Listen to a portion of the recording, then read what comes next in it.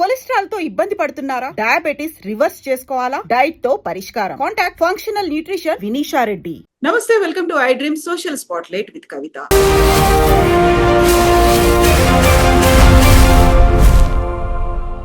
చిలీలో ఉన్నటువంటి telescope atlas ఒక వింతైనటువంటి వస్తువును గుర్తించింది. అది సెకనుకి 60 కిలోమీటర్ల వేగంతో భూమి దగ్గరికి వస్తోంది. రేపు అంటే అక్టోబర్ 29న సూర్యుడి దగ్గరికి వెళ్తుంది. డిసెంబర్ 19న భూమికి అత్యంత సమీపంలో వస్తోంది అనేటువంటి సమాచారాన్ని సైంటిస్టులు అయితే చెప్తున్నారు. యాక్చువల్ గా అది తోకచుక్క లేకపోతే ఏలియన్స్, గ్రహాంతర వాసులు ఉపయోగిస్తున్నటువంటి స్పేస్ క్రాఫ్ట్. బోల్డ్ అన్ని వాదనలు అయితే వినిపిస్తున్నాయి. రేపేం జరగబోతోంది? డిసెంబర్ 19న భూమి దగ్గరకు వస్తే ప్రమాదం ఏమైనా చోటు చేసుకుంటుందా? మనతో పాటుగా ఉన్నారు ఫిజిక్స్ ప్రొఫెసర్ డాక్టర్ మనోహర్ గారు. మనోహర్ గారు, నమస్కారం అండి. నమస్తే మేడం. సో ఇప్పుడు వినిపిస్తున్నవన్నీ, ఒక అట్లాస్ అనేటువంటి ఒక టెలిస్కోప్ ఐడెంటిఫై చేసింది. అది జూలైలోనే ఐడెంటిఫై చేసింది. దానికి ఒక పేరు పెట్టుకున్నారు, 3 అట్లాస్ అనేటువంటి ఒక పేరు పెట్టుకున్నారు. హార్వర్డ్ యూనివర్సిటీ వాళ్ళైతే చెప్తున్నారు, అది ఒక డాక్టర్ లోబ్ చెప్తున్న దాన్ని బట్టి చూస్తే అది గ్రహాంతర వాసులు యూజ్ చేస్తున్నటువంటి, అంటే ఏలియన్స్ యూజ్ చేసేటువంటి స్పేస్ క్రాఫ్ట్ కావచ్చు అనేది. కొంతమంది తోకచుక్క అంటున్నారు, కొంతమంది భూమి వినాశనం అవుతుందేమో అంటున్నారు. మీరు దీన్ని ఎలా చూస్తున్నారండి? Okay madam, thank you. అది యాక్చువల్ గా తోకచుక్కే మేడం. మనకు జనరల్ గా హేలీ తోకచుక్క చాలా మందికి సుపరిచితం. తర్వాత షూమేకర్ లివి అని చెప్పి మన గతంలో చాలా మందికి పాపులర్ గా తెలిసినటువంటి పేర్లు, తోకచుక్కల పేర్లు. అవును, ఇది కూడా తోకచుక్కే. దీంట్లో ఉన్నటువంటి యొక్క ప్రత్యేకత ఏంటంటే, స్టార్టింగ్ లో విషయం చెప్పారు 3I అని చెప్పి. ఐ అనేటటువంటి లెటర్ మనకి ఇంటర్స్టెల్లార్ అనేటటువంటి పదానికి సూచిక మేడం. ఏంటంటే స్టెల్లార్ అంటే ఆ పదం స్టార్స్ కు సంబంధించి ఉంటుంది అనమాట. స్టెల్లార్ అంటే related to stars. Inter stellar అంటే మనం ఇంటర్నేషనల్ అంటాం మేడం. ఒక నేషన్ కి ఇంకొక నేషన్ రిలేషన్ లో ఉన్నది ఇంటర్నేషనల్. ఎట్లా అంటామో, మన నక్షత్ర మండలానికి ఇంకొక నక్షత్ర మండలానికి ఉన్నటువంటి సంబంధాన్ని ఇంటర్స్టెల్లార్ అంటాం. అంటే ప్రస్తుతం మనం సోలార్ సిస్టమ్ లో ఉన్నాం. మన గ్రహాలు కానీ మన భూమి కానీ ఇవన్నీ కూడా సూర్యుడితో లింక్ అయి ఉన్నాయి. ఇవి జనరల్ గా హేలీ తోకచుక్క కానీ ఇవన్నీ కూడా సూర్యుని చుట్టూ తిరిగేటటువంటి తోకచుక్క. అది 76 సంవత్సరాలకు ఒకసారి వస్తుంది మేడం, అది హేలీ తోకచుక్క అనేటటువంటిది. కానీ ఇక్కడ ఈ అట్లాస్ అనేటటువంటిది ఏంటంటే, యాక్చువల్గా ఇది asteroid terrestrial impact last alert system అనమాట. దాని ఎక్స్పాన్షన్ చిలీలో ఎస్టాబ్లిష్ చేశారు ఈ టెలిస్కోప్. దేని పర్పస్ అంటే, మనందరికీ తెలుసు గ్రహ శకలాలు అంటుంటాం, ఇంగ్లీష్ లో ఆస్ట్రాయిడ్ అంటారు. ఆస్ట్రాయిడ్ అంటే ఏంటంటే, ఈ సౌర కుటుంబం ఏర్పడినప్పుడు, ఈ గ్రహాలు ఏర్పడిన తర్వాత గ్రహాలుగా కాకుండా నక్షత్రాలుగా కాకుండా కూడా చిన్న చిన్న పదార్థాలుగా మిగిలిపోయినటువంటి ఒక పదార్థాలని మనం గ్రహ శకలాలు అంటాం, ఆస్టరాయిడ్స్ అంటాం. ఒక 5 మీటర్ల పరిధి నుంచి 500 కిలోమీటర్ల పరిధి వరకు కూడా వాటి పరిమాణం ఉంటుంది. ఇవి ప్రధానంగా అంగారకుడు మరియు జూపిటర్ మధ్య కేంద్రీకృతమై ఉన్నాయి. ఇవన్నీ కూడా సోలార్ సిస్టమ్ లో ఒక భాగం. అవి కాకుండా మెటియార్స్ అంటారు అనమాట. మెటియార్స్ అని చెప్పి అవి ఉల్కాపాతాలు. మనందరికి తెలుసు, ఉల్కలు మన భూమి యొక్క వాతావరణంలోకి ప్రవేశిస్తుంటాయి. అవి మెటియార్స్ అంటారు. ఓకే. గ్రహాలు కాకుండా మిగిలిపోయిన గ్రహ శకలాలను ఆస్ట్రాయిడ్స్ అంటారు. మూడవ తరగతి చెందినటువంటి పదార్థం ఏంటి విశ్వంలో ఉందంటే అది తోకచుక్క. తోకచుక్క అనే పేరు ఎందుకు వచ్చిందంటే, దాంట్లో కూడా మనకు దుమ్ము, ధూళి, తర్వాత ఘనీభవించినటువంటి గ్యాసెస్ ఉంటాయన్నమాట. నీరు కానీ, కార్బన్ డైఆక్సైడ్ కానీ, కార్బన్ మొనాక్సైడ్ కానీ, అమ్మోనియా, ఇలాంటి గ్యాసెస్ అన్ని కూడా ఘనీభవించి ఉంటాయి. అంటే సాలిడ్ ఫామ్ లో ఉంటాయి అన్నమాట. ఫ్రోజన్ గ్యాసెస్ అంటాం మనం. ఎప్పుడైతే ఈ ఈ యొక్క స్పేస్ ఎంటిటీ అంటాం, అది సూర్యునికి సమీపంలోకి వెళ్ళినప్పుడు ఏమవుతుందంటే, దాంట్లో గ్యాసెస్ ఎవాపరేట్ అవుతాయి అనమాట.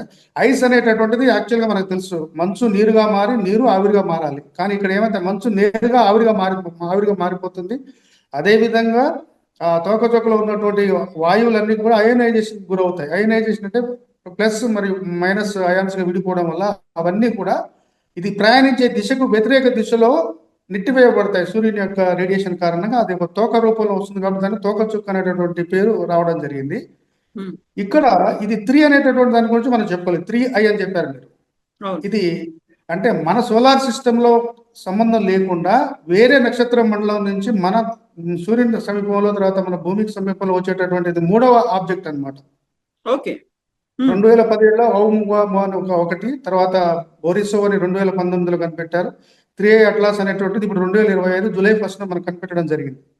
అంటే 3i అనేది దేనికి స్టాండ్స్ అవుతుందంటే మూడవ ఇంటర్స్టెల్లార్ ఆబ్జెక్ట్, తర్వాత ఐ అనేది ఇంటర్స్టెల్లార్ కిందకి వస్తుంది కాబట్టి అట్లాస్ 3i అని చెప్పి దీనికి నామకరణం చేశారు.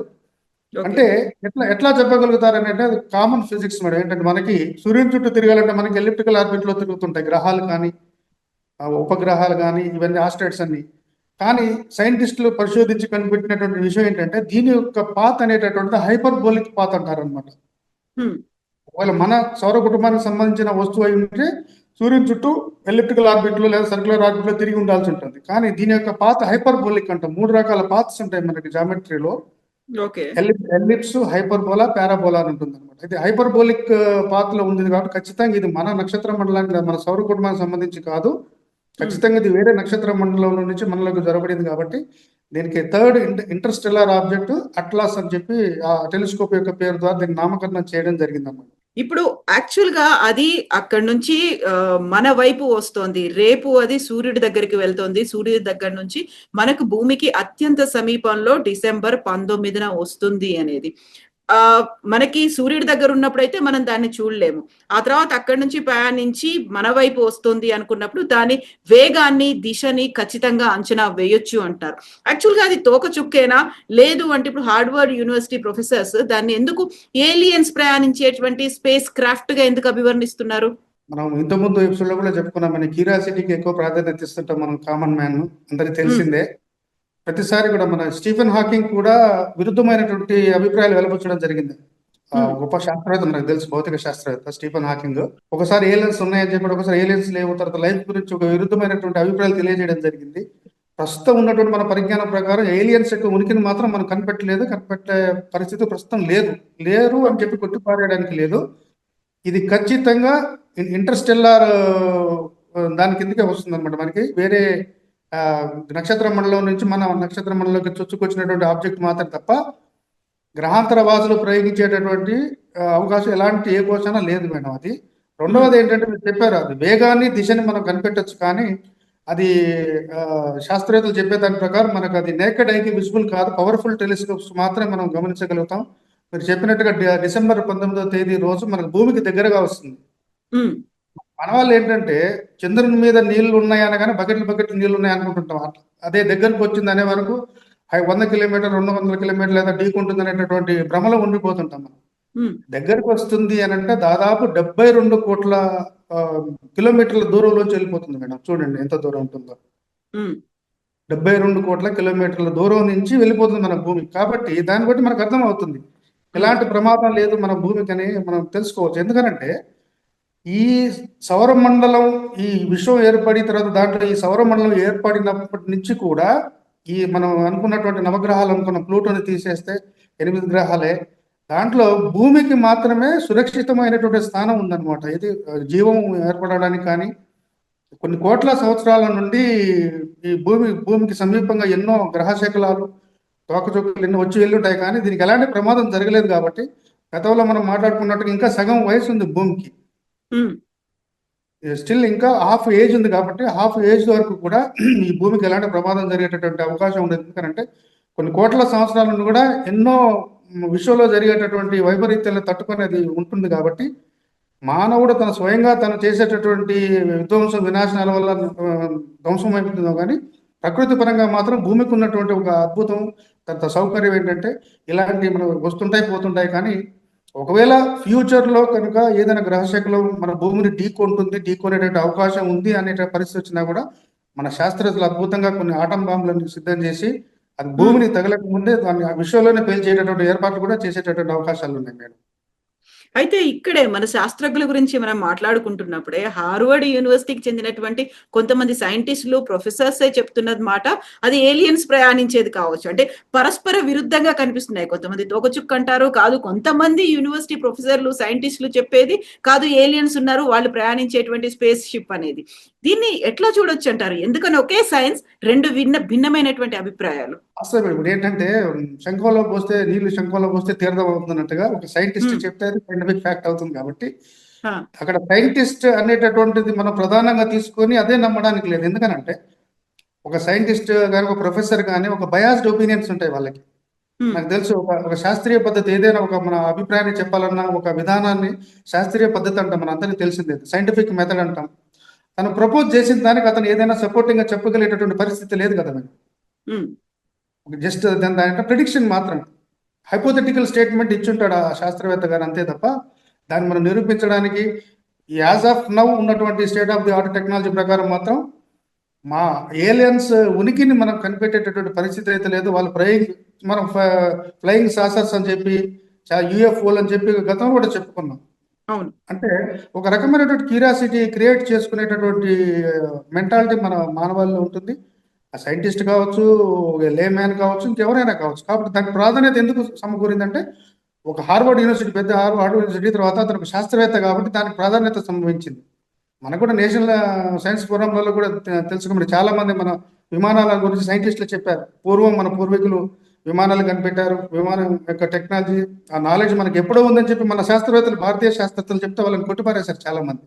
కాబట్టి హైపోథెటికల్ స్టేట్మెంట్ అనేటటువంటిది వాళ్ళ వ్యక్తిగతం అయి ఉంటుంది. కాబట్టి మన దానికి ప్రాధాన్యత ఇవ్వకుండా ఒక సైంటిఫిక్ గా ఉన్నటువంటి మెజారిటీ ప్రాబబిలిటీ ఏంటంటే it is absolutely Interstellar object which is out of the solar system అని మనం చెప్పుకోవచ్చు. సో ఫస్ట్ సూర్యుడి దగ్గరికి వెళ్తోంది 3i అట్లాస్, ఆ తర్వాత మన దగ్గరికి వస్తుంది. మధ్యలో గ్యాప్ ఆల్మోస్ట్ ఒక 20 days అనేది అయితే కనిపిస్తోంది కదా. ఏం జరుగుతుందంటారు సూర్యుడి దగ్గరికి వెళ్ళిన తర్వాత మన భూమి దగ్గరికి వచ్చే ఆ మధ్యలో 20 days లో ఆ వేగం కావచ్చు, డైరెక్షన్స్ కావచ్చు ఎలా ఉంటాయి, ఏది నిర్దేశిస్తుంది అసలు? ఆల్రెడీ ట్రాజెక్టరీ ఇంతకుముందు మీకు చెప్పాను, బూమరాంగ్ షేప్ లో ఉంటుంది, హైపర్బోలిక్ పాత్ అని చెప్తాం మనం. జామెట్రికల్ ఫిగర్ హైపర్బోలిక్ పాత్ర ఉంటుంది కాబట్టి క్రమక్రమంగా తన దిశను మార్చుకుంటూ సూర్యుని దగ్గరికి వెళ్ళి ఎగ్జాక్ట్ గా వి షేప్ లో మళ్ళీ తిరిగి పోతుంది. సూర్యుని దగ్గరికి కూడా ఎగ్జాక్ట్ గా మరీ దగ్గరగా వెళ్లకుండా అంగారకుని యొక్క ఆర్బిట్ వరకు వెళ్తుంది, within the orbit of the Mars అని చెప్తాం మేడం. ఈ మార్స్ సూర్యుని చుట్టూ తిరిగేటటువంటి ఆర్బిట్ లోపలికి వెళ్ళి మళ్ళీ పాత్ చేంజ్ చేసుకుంటుంది, వి షేప్ లో మళ్ళీ రిటర్న్ అవుతూ తన యొక్క కాంపోజిషన్, మెటీరియల్ కాంపోజిషన్ చెప్పాను కదా, దుమ్ము, ధూళి కణాలు, ఐసీ, గ్యాసెస్ అన్ని ఉన్నాయి కాబట్టి క్రమక్రమంగా అవి మండే ఒక తోకలాగా ఏర్పడి గ్రాడ్యువల్ గా మళ్ళీ ప్రయాణాన్ని తీసుకొని మళ్ళీ విశ్వంలోకి, వేరే నక్షత్ర మండలంలోకి వెళ్ళిపోతుంది. అదే సౌర కుటుంబంలో ఉంటుంటే మాత్రం ఒక సైక్లికల్ ఆర్డర్ లో, రిపీటెడ్ ఆర్డర్ లో మనకు తిరుగుతుంటుంది మన సౌర కుటుంబం సంబంధించిన కామెంట్ అయితే. ఇది మళ్ళీ ఎప్పుడు మనకు దర్శనం ఇస్తుంది, ఎప్పుడు ఉంటుందని మాత్రం మనం క్లియర్ గా చెప్పలేదు. సో ఇప్పుడు ఒక భూమికి అత్యంత సమీపంలో మీరు చెప్పినట్టుగా 72 కోట్ల కిలోమీటర్ల దూరంలో ఉన్నప్పటికీ కూడా భూమి దగ్గరికి వచ్చింది అనుకున్నప్పుడు, ఒకవేళ ఇక్కడ నుంచి డైరెక్షన్ చేంజ్ చేసుకోవాలి అంటే ఎటువైపు వెళ్లే అవకాశం ఉందంటారు? మళ్ళీ ఇంకేదైనా గ్రహానికి వెళ్తుందా, లేకుంటే అంతరిక్షంలోకి అలాగ వెళ్ళిపోతుందా? అంతరిక్షంలోకి వెళ్ళిపోతుంది. మనం గతంలో చెప్పుకున్నాం, ఈ నక్షత్ర మండళ్ళు కాన్స్టెల్లేషన్స్ అంటాం మేడం ఇంగ్లీష్ లో. కాన్స్టెల్లేషన్స్ అంటే కొన్ని కోట్ల నక్షత్రాల సమూహాన్ని మనం నక్షత్ర మండలం అంటాం. ఆ నక్షత్ర మండలంలో కొన్ని కోట్లు ఉంటాయి. ఒక్కొక్క నక్షత్ర మండలంలో మనకి కోట్ల నక్షత్రాలు ఉంటాయి. ఫర్ ఎగ్జాంపుల్ మనం మిల్కీ వే అంటాం, మనం ఉన్నటువంటి నక్షత్ర పాలపుంత అంటాము. దాంట్లో కొన్ని కోట్ల నక్షత్రాల్లో సూర్యుడు అనేటటువంటిది ఒక నక్షత్రం. కాబట్టి మల్టీవర్స్ సిస్టమ్ అనేది వెలుగులోకి వచ్చింది. కాబట్టి మనం ఇంతవరకు ఒకటే విషయం ఉందనుకున్నా కానీ ఇలాంటి విషయాలు చాలా ఉన్నాయనేటువంటి ప్రతిపాదన కూడా బలం పుంజుకుంది. కాబట్టి దాని దిశ ఎటు వెళ్తుంది అనేది మనం చెప్పాలి. సో ఇప్పుడు December 19న ఏం జరుగుతుందంటారు? ఎందుకంటే డిఫరెంట్ వెర్షన్స్ అనేవి ఉన్నాయి కాబట్టి అక్కడ ఏం జరిగే అవకాశం ఉంది? దానికోసం అయితే ఇప్పుడు శాస్త్రజ్ఞులు అందరూ ఎదురు చూస్తూ ఉంటారు. మీరు చెప్పినట్టుగా లేటెస్ట్ ఎక్విప్మెంట్ తో, లేటెస్ట్ టెక్నాలజీ ఉన్నటువంటి టెలిస్కోప్లతో వాటితో ఎదురు చూస్తూ ఉంటారు కదా. దాంతో ఫైండింగ్స్ ఏముండే అవకాశం ఉందంటారు? ఆస్ట్రాయిడ్ అయినప్పటికీ కూడా మనం నేర్చుకోవాల్సింది, తెలుసుకోవాల్సింది, అది అందించే సమాచారం ఏదో ఉంటుంది కదా. ఎగ్జాక్ట్లీ ఇది ఒక యూనిక్ ఆబ్జెక్ట్ లాగా, అది యాక్చువల్ కామెట్. కాబట్టి శాస్త్రవేత్తలు దేనికోసం సిద్ధంగా ఉన్నారంటే దాని యొక్క కాంపోజిషన్ ని స్టడీ చేయడానికి సిద్ధంగా ఉన్నారు madam. Typical comet, typical celestial body కాబట్టి దీని యొక్క కాంపోజిషన్ ఎలా ఉంది, దాని యొక్క డైనమిక్స్ ఎలా ఉందని రీసెర్చ్ చేయడానికి సిద్ధంగా ఉన్నారు తప్ప దానివల్ల మనకి ఎలాంటి ప్రమాదం లేదనే విషయాన్ని శాస్త్రవేత్తలు కూడా నిరూపించారు. ఆ కాంపోజిషన్ తెలుసుకోవడం వల్ల అది ప్లానెట్ కానీ, శాటిలైట్ కానీ, ఏదైనా ఆస్ట్రాయిడ్ కానీ, దీనివల్ల మనకు ప్రయోజనాలు ఏముంటుందంటే ఈ విశ్వం ఎలా పుట్టింది, ఎలా అవతరించింది, దీని యొక్క పరిమాణం ఏంటిది అనేది మనం తెలుసుకోవడానికి చాలా అవకాశం ఉంటుంది. కాబట్టి ఒక కాంపోజిషన్ ని రీసెర్చ్ చేయడానికి ప్రధానంగా శాస్త్రవేత్తలు సిద్ధంగా ఉన్నారు దాని మీద. సో మీరు చెప్పినట్టుగా ఆస్ట్రాయిడ్స్ లేకుంటే ఇలాంటి తోకచుక్కలో ఏదో ఒకటి మన వైపు వస్తున్నాయి అన్న వెంటనే ఒక రకమైనటువంటి రూమర్స్ అంటారా, ఒక పానిక్ అంటారా, లేకుంటే ఒక క్యూరియాసిటీ లాంటిది ఏదైనా వస్తుందా, మనకి ఏదైనా జరుగుతుందా, అంతం అవుతుందా, ఇలాంటివన్నీ ఎందుకు వస్తుంటాయి అసలు? అది హ్యూమన్ నేచర్ మేడం. చాలాసార్లు మనం చెప్పుకోను. ఎందుకంటే ఏదో జరుగుతుంది అనేటటువంటి ఒక క్యూరియాసిటీని నింపుకొని ఒక 1-2 రోజులు అలజడి క్రియేట్ చేసుకునేటటువంటి సైకాలజీలో అమెరికన్స్ ఎక్కువ ఉంటారు. ఉమ్, శాస్త్రవేత్తలు సైకాలజిస్టులు చెప్పిన దాన్ని బట్టి చూస్తే మన భారతీయులు గట్టి గుండె గల వాళ్ళు. ఇలాంటి వాటిని ఎక్కువ పట్టించుకోకుండా తమ దైనందిన కార్యక్రమాల్లో నిమగ్నం ఉంటారు. ఎక్కువ ఆ, పిరికిగా ఆలోచించి ఆందోళనకు గురయ్యేటటువంటి సైకాలజీ మెంటాలిటీ ఉన్నటువంటి జాతి ఉందంటే అది అమెరికన్స్ మాత్రమే. కాబట్టి వాళ్ళు ప్రతిదీ కూడా ఏంటంటే మేము చెప్పిందే వేదం, మేము చెప్పిందే వాళ్ళ విధానం, వాళ్ళ సైకాలజీని మన మీద రుద్దడానికి ప్రయత్నం చేస్తుంటారు. కాబట్టి అది స్టాండర్డ్ గా తీసుకోవడానికి అవసరం లేదు. కామన్ గా మనం జనరల్ గా చూస్తుంటాం మేడం. ఒక యాక్సిడెంట్ అయింది అనగానే ఎంతమంది చనిపోయారు, ఎంతమంది గాయపడ్డారు, వాళ్ళ ఆందోళన ఒక క్రియేట్ చేసుకొని ఒక సైకలాజికల్ స్ట్రెయిన్ రిలీఫ్ గురవుతుంటారు అనమాట. చూడండి, ఉమ్, యాక్సిడెంట్ అయిన తర్వాత ఎవరు గాయపడలేదంటే వాళ్ళకి నచ్చదు. ఆ, కారు లారీ డి అనగానే స్క్రోలింగ్ చూస్తారు మీ ఛానల్లో, ఎంతమంది చనిపోయారు అని చెప్పి. ఎవరు చనిపోలేదు, స్వల్ప గాయాలతో బయటపడ్డారంటే వీళ్ళకి నచ్చదు. అంటే ఒక డిస్ట్రక్షన్, తర్వాత అంబిగ్విటీ, ఇలాంటి ఆందోళన చెందేటటువంటి సైకాలజీ హ్యూమన్ నేచర్లో ఉంటుంది. అది కొంతమంది స్టేబుల్గా బ్యాలెన్స్డ్గా ఆలోచించగలుగుతారు. కాబట్టి మనందరం చెప్పుకుంటూ వస్తున్నాం. గతంలో స్కైలాబ్ గురించి మనం చెప్పుకున్నాం 1979లో. తర్వాత యుగాంతం గురించి చెప్పుకున్నాం. మనం డిస్కస్ చేసిన జపాన్ జపాన్ సునామీ లో గురించి చెప్పుకున్నాం. జరగబోయేటువంటి అంతం గురించి ఏం జరగలేదు. మాట్లాడుకున్నాం. మీకు మనకు క్వైట్ ఎవిడెంట్ కదా మన డిస్కషన్ లో. ప్రశాంతంగా ముగిసిపోయిందంటే ఈ రూమర్ అనేది it gathers false information and spreads through out the world. ఎందుకంటే పని లేని వాళ్ళు చాలా మంది ఉంటారు. వర్కింగ్ కమ్యూనిటీ పీపుల్ చాలా మంది తక్కువ ఉంటారు. ఈ విధంగా రూమర్స్ క్రియేట్ చేసి వాళ్ళ సైకలాజికల్ కాంటెంట్మెంట్ కోసం భయాందోళనకు గురి చేయడం ద్వారా కొంతమంది అదే పని పెట్టుకుంటారు. కొంతమంది వాళ్ళ యొక్క సైకాలజీ ప్రకారం, వాళ్ళ నేచర్ ప్రకారం ఆ విధంగా ప్రవర్తిస్తుంటారు. కాబట్టి ఊరికనే వచ్చి వెళ్ళిందని చెప్తే తప్పగా ఉంటుంది. కాబట్టి వాళ్ళ దాన్ని క్రియేట్ చేస్తారనమాట. ఏదో వచ్చేస్తుంది, తోకచుక్క వచ్చింది, మన సమీపంగా వస్తుంది అనగానే అతను ఏమనుకుంటాడు మేడం, మన హైదరాబాద్ దగ్గరకు వచ్చేస్తుంది అనుకుంటారు. అది కాదు కదా. నేను చెప్పాను 72 కోట్ల కిలోమీటర్ల దూరం అంటే అది మామూలు విషయం కాదు కదా. కనీసం మన కంటికి కూడా కనిపించినంత దూరం నుంచి ఉంటుంది అన్నమాట. సైజు పెద్దనే ఉంటుంది కానీ కంటికి కనిపించినంత దూరం నుంచి వెళ్తుంది. కాబట్టి ఎవరికి ఉపయోగపడుతుంది అంటే ఆ సందర్భం డిసెంబర్ 19, 2025 ఎవరికి ఉపయోగపడుతుందంటే ఇది ఒక థర్డ్ ఆబ్జెక్ట్ అని చెప్పుకున్నాం. Third Interstellar object. కాబట్టి దీని యొక్క కాంపోజిషన్ ఏ విధంగా ఉంది, తర్వాత దీని డైనమిక్స్ ఏంటిది, దీని పరిణామం ఏంటిది, దీనివల్ల జరిగేటటువంటి ఉత్పాతం ఏంటిది, తర్వాత విశ్వం పుట్టుకకి దీనికి ఏమైనా సంబంధం ఉందా అనేటువంటి స్టడీ చేయడానికి అద్భుతంగా పనిచేయడం కోసం డిసెంబర్ 19 కోసం మన శాస్త్రవేత్తలందరూ కూడా ఎదురు చూస్తుంటారు. ఏ sir, thank you so much Manohar garu. Thank you అండి.